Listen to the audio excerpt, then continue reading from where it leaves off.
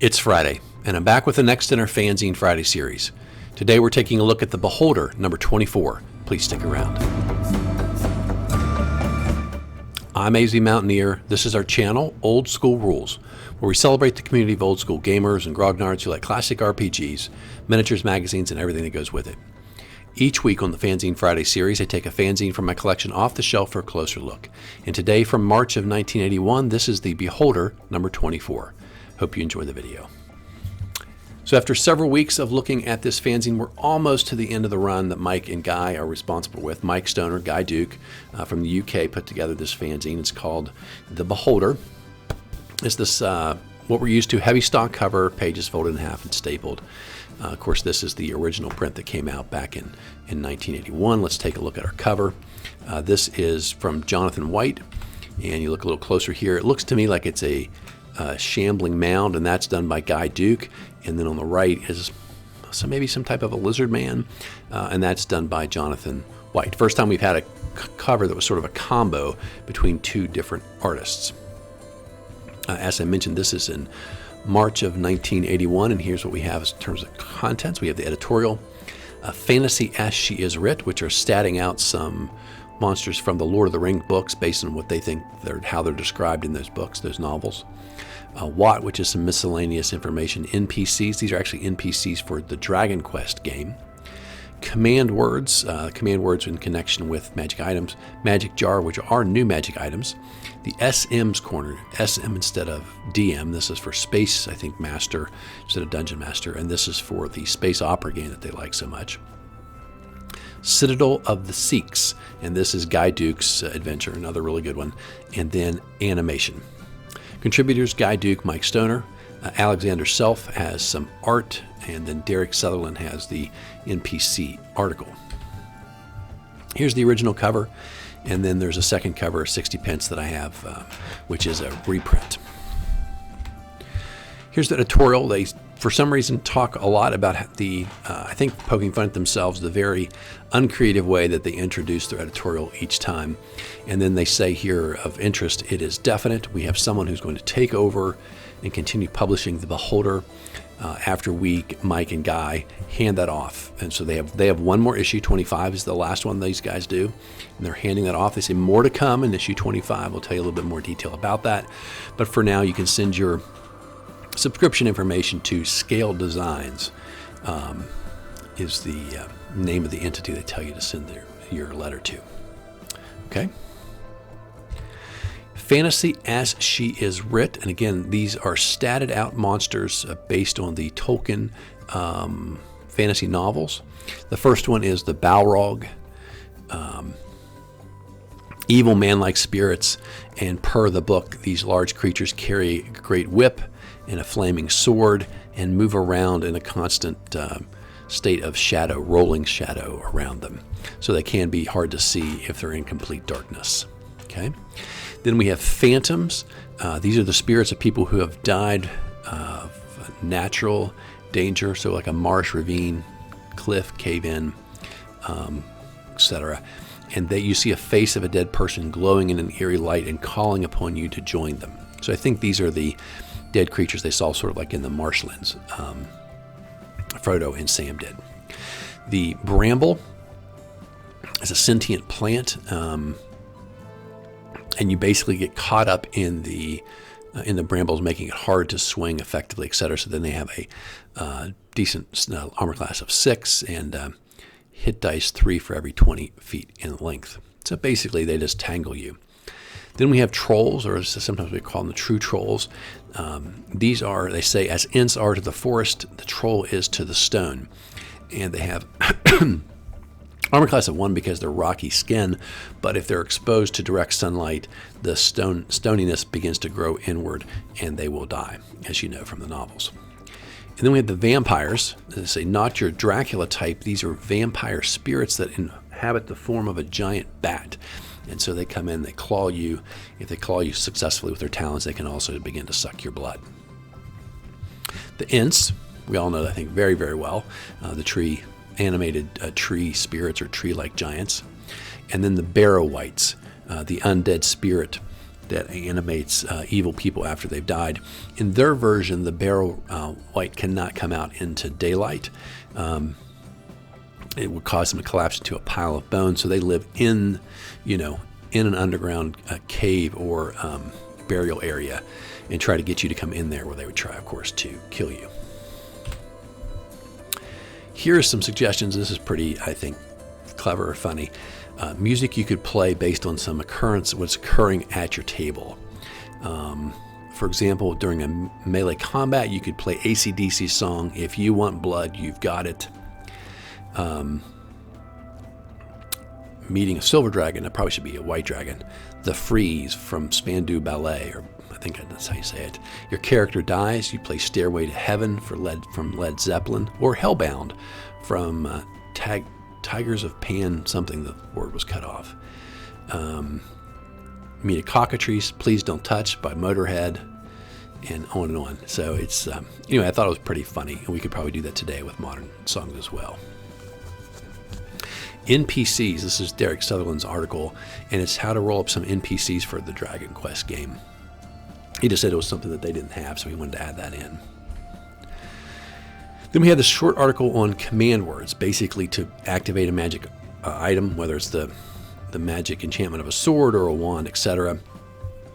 He found this to be something that wasn't very well spelled out or not enough detail in the Dungeon Master's Guide. He thinks it's a great way to create an extra quest. So like you have the magic item, but you're not going to be able to use it until you can find the command word. And so he says, put those give those to a person, put those on a scroll, whatever, put them somewhere else separate from the item, and then you can sort of force or guide your players to seek that out to make the most of their magic item. Okay, Magic Jar, new magic items. The web net, this is a good one. It's basically a net, you throw it, you can use a command word, and it becomes sticky like the web spell, but it won't burn like a web. So it's going to be really hard for whoever it's on to get out. It only has to hit an armor class 10 because it doesn't have to penetrate armor. You get your dex modifier or magic ring modifier, but you don't get any armor class bonus. And you have basically, if you remember from the web spell, basically you strength and you can struggle and maybe you get yourself free. It does say there's a 5% chance that the net will be so badly damaged from all the pulling and tearing that it may actually get ruined in the process. The Shrinking Book. It looks like a normal book with only 10 pages. When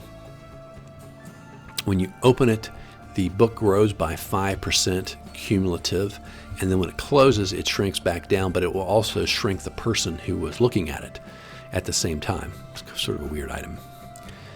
The gas bottle has a stopper, and you use a command word to remove the stopper, and then it lets out a cloud. You roll d6 to see how it works. It could just obscure vision. On a 5, it acts as a stinking cloud spell, and on a 6 roll, it acts as a cloud kill spell. If shattered, it obviously ruins it and will only release the cloud one last time, but it will always be a cloud kill. And so if you knew that, as I say, this would be a great item to use strategically. The Mirror of Revealing reveals whatever is reflected completely, I guess, accurately or honestly. So if somebody's polymorphed, if someone's invisible, if there's a were creature, someone is actually acting with ill intent, so they're pretending to be your friend, but they're not, you could see all those things reflected in the mirror. The Mission Helm, basically you put it on, it casts a geas on whoever put it on, based save us if it was a 15th level magic user that cast the spell, and then you'll have to go do some quest. The Potion of Insubstantiality basically lets your body move through anything, so you can move through walls. The problem is that you also move through floors. So it's sort of like a neat item until I got to that theory, and then it becomes kind of a cursed item, right? Because you will sink into the floor, and of course when the potion's effects wear out, if you haven't sunk into something like water, then you're going to be stuck inside a stone and die. So that's not so good. I think could be a cool item. I would modify that sort of, you're basically, it's a trap in a way, right? So I don't like that. I think there has to be some way for you to move yourself forward, to stay out of the floor, to move through walls, etc. And then it could be a pretty cool item.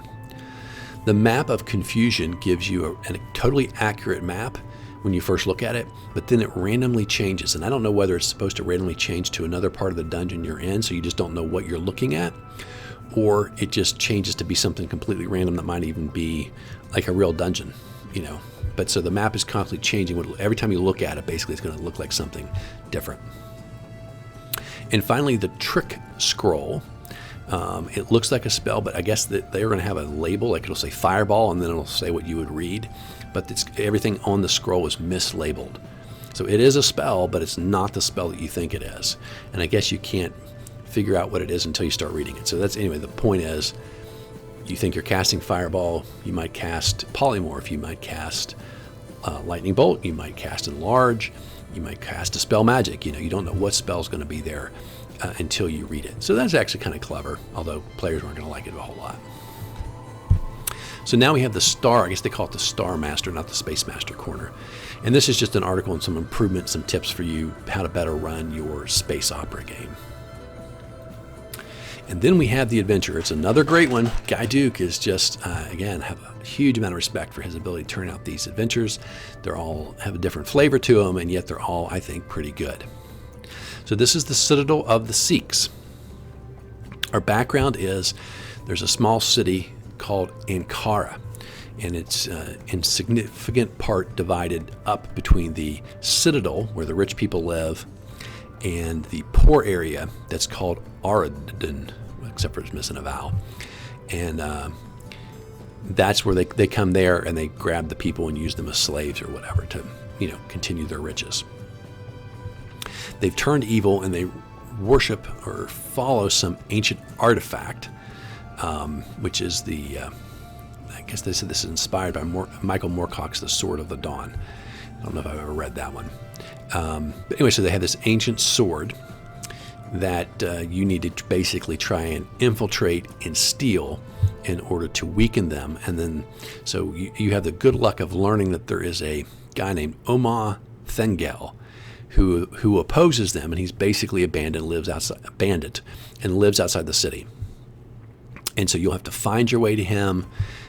He'll help you, and you find your way to infiltrate the city, get a clue from one of their agents who's hiding inside the city, inside the Citadel itself, and then you infiltrate and try to steal this sword. Okay, so here is this typical stuff from Guy. You get this base map, right, and you see this. There's a big river, and down at the south is the Citadel in the area, the city area, and then but you're going to have to travel up north. And up north, there's going to be this little area where the bandits are hanging out. So you got to go find the bandits, talk to them. They're convinced you're on the right side of things here. Then you've got to go downstream, and in the middle of the river is an island with this tower. And you've got to sneak on there to the tower, defeat a group of guards, get a key that one of the guards has. And you'll come down here and you'll infiltrate the Citadel, which is the walled portion of the city, right, where the rich people live. Go around there, you meet the secret guy. You'll get a clue about how you have to sneak up this tower, and it'll send you out to a slightly like a wilderness adventure out into the woods to the east, where you'll meet this hermit who will also give you more clues on how to get in and find your way to the sword, because a frontal assault is going to be met with failure because there's just too many people in there, right? Whoops. And so you'll do that, and then you'll be able to sneak in and find the sword. Big boss fight with the head prince and the head evil priest and all that kind of stuff. And if you overcome them, you'll get out of there with the sword. You give that sword to the head of the bandits, right? And Oma is a high enough level. You have to be at 8th level to use this, and this is for fourth or 5th to 6th level characters. So your characters will not be high enough level to use the sword. You give it to him, and his bandits will lead a raid, and they will overcome the city. The sword is pretty cool. It's enchanted, and it allows you to summon warriors who will help you fight. I think it says 20 at a time, up to a total of 120 warriors that you can summon. So that's a pretty darn good magic item, and that's how he'll have enough people to overcome the defenders of the Citadel. As I said, and you could be part of the, a good DM could design so that you're part of the crew that attacks the Citadel, or you could just take your money and go on about your way. It's up to you. Pretty good adventure. Animation. So this is the use of the animate object spell on different things in a creative way to cause mischief. Animate food, have the food talk as a distraction. Animate a book. It reads itself aloud when around somebody or certain events. A pen that writes out messages. A stuffed animal that will attack people but be hard to kill because, basically they don't have any insides to damage. Torture instruments that will attack you. They're obviously pretty nasty things. Furniture like a chair or sofa that tries to envelop you. Statues, as they says, every DM's already uses animated statues. Or bottles that like to pour things out or pour things into your mouth when you least expect it. So again, I like that. Creative use of spells is always a fun thing to look at. Okay, let's look at our illustrations. Alex Self has Folly his comic strip, if you will. And the magic user says, now wait a minute, if this is the end of the rope, then this must be, it's a roper.